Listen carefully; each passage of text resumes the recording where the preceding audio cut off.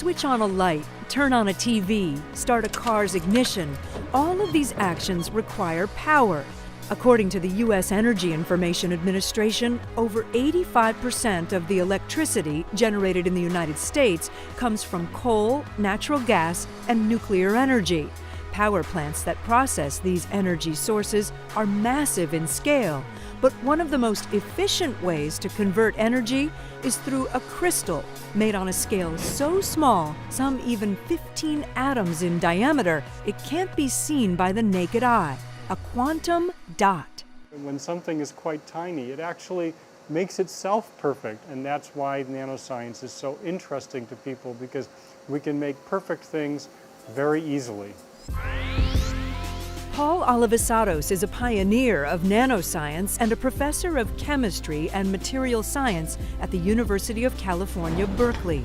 By studying materials just nanometers or billionths of a meter in diameter, his lab, with funding from the National Science Foundation, has perfected the science of producing nano-sized crystals called quantum dots. These quantum dots convert energy in the form of light into nearly every color on the visible spectrum.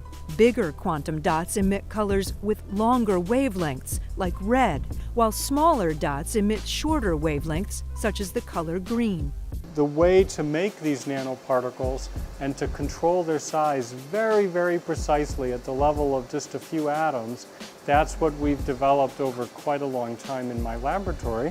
When quantum dots of different sizes are grouped together by the billions, they produce vivid colors that have changed the way we look at display screens.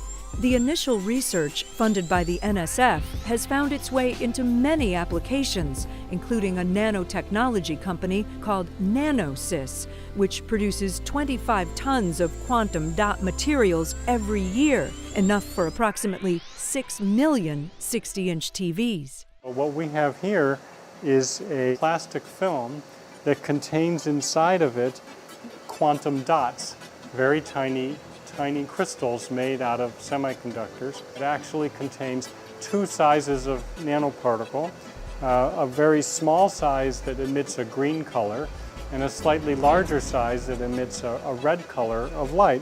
The film is embedded into tablets, televisions, and laptops to enhance their displays with brilliant color. One of the things that we learn about vision is that we have receptors in our eyes for green, red, and blue colors. And if we want a really high quality display, we need to match the light emission from our display to the receptors in our eyes. Alivisatos' next challenge is using quantum dots as a renewable energy source. Nanotechnology research and development is already being applied to energy conversion in batteries, but Alivisatos is looking for a new way to efficiently harvest energy from the sun. Just 0.4% of the energy produced in the United States is solar. Silicon solar panels were once the hope of the future of solar energy, and Alivisatos and his team developed a version containing quantum dots that could be manufactured inexpensively. Around the time we made that invention, the world of energy changed all of a sudden very dramatically. The big manufacturers in China started to mass produce conventional solar cells, and they made them very well, and they made them at large scale, and the price just dropped. It just went poof like that. Members of his team at Berkeley are now on a quest to develop a plastic film, what they call a quantum dot luminescent concentrator, that can be applied to a surface, such as a roof, to help solve the power problem.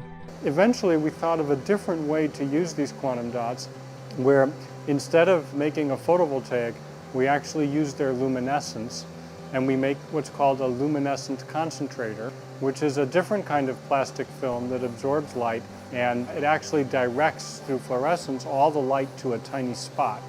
Alivisatos says his quantum dot luminescent concentrator could make solar cells twice as efficient because it would collect more of the energy where the sun's light is most intense.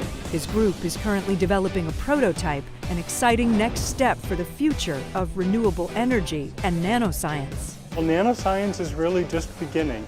We are learning the rules, that govern matter on very tiny length scales.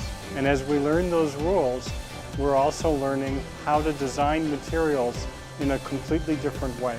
Materials that could advance the way we produce solar power and forge a new frontier in renewable energy.